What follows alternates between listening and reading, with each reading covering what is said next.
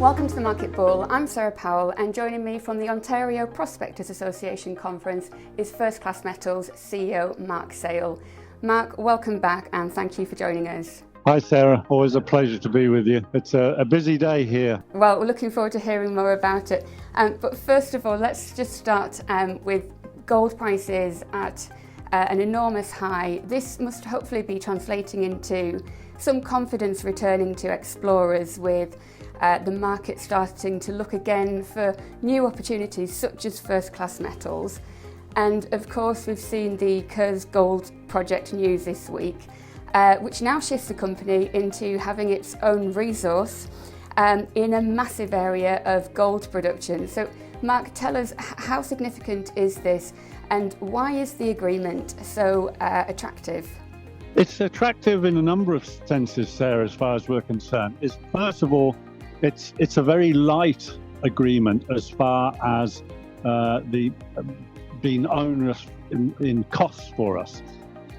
There's no work commitments that we have to agree to, other than doing $50,000 worth of work in the first year in order to keep the claims in good standing.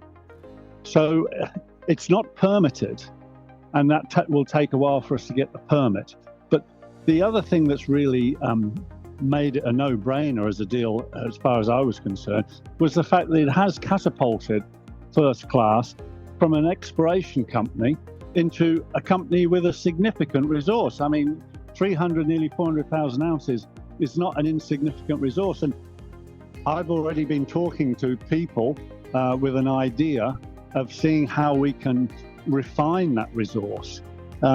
If you look at the chart that was put out with the press release, you can see that if you lowered the ounces, you can significantly increase the grade. So what I would look to do is see if we can remodel it on the higher grade and bring the ounces back up. But yes, the takeaway point is it was a very soft deal as far as commitment is concerned, which we need at the moment because cash is king.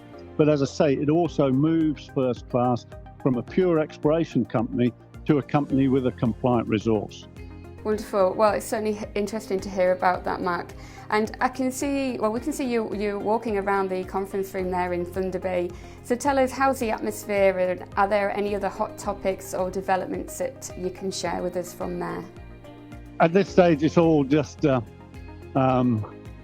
talking and bravado, shall we say. But I have had a number of interested parties coming to the booth, looking at not just the lithium, because that is the front and center of our booth, but people have been interested in the McKellar diatreme, the values at Enable, and of course the really big one, the 19 grammer at North Hemlo, which, as you said in the introduction, with gold running at record highs, that's where our focus has to be, at North Hemlo. And as you know, it's permitted.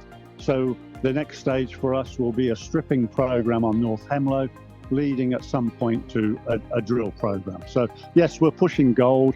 Lithium will come back, and people remain interested in the Zigzag property because of the stellar drill results that we put out from that short drill program. So yeah, there's a lot of interest, a lot of hype at the moment. Well, thank you. It's great to see the booth there, and we wish you every success with the rest of the showcase there. Finally, with the field season kicking off, Mark, what else can we expect to hear in terms of news flow regarding exploration work? And are you heading to any particular projects post the conference? Well, as far as kicking off a field season is concerned, I arrived here on Monday and it was 18 degrees. Yesterday, there was blizzards here. So, as with most places around the world, they're experiencing unusual weather patterns. But depending on the weather, I'm trying to identify where the historic core is for Coeur. And if I can do that, then we will go and have a look at that, or maybe go and look at the exposures on the ground. That's the probability at the moment. And then we have just finished moving all the core from the Sunbeam property to our holding facility here in Thunder Bay. And the guys will start next week reappraising that drill core from Newinsko to have a look at the porphyry.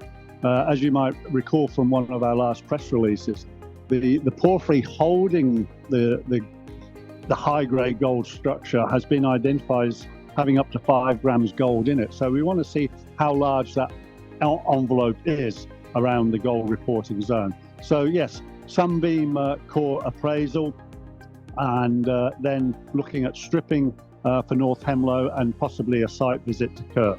We appreciate the update and look forward to speaking to you next soon. Thank you very much indeed. You take care, Sarah. Always a pleasure.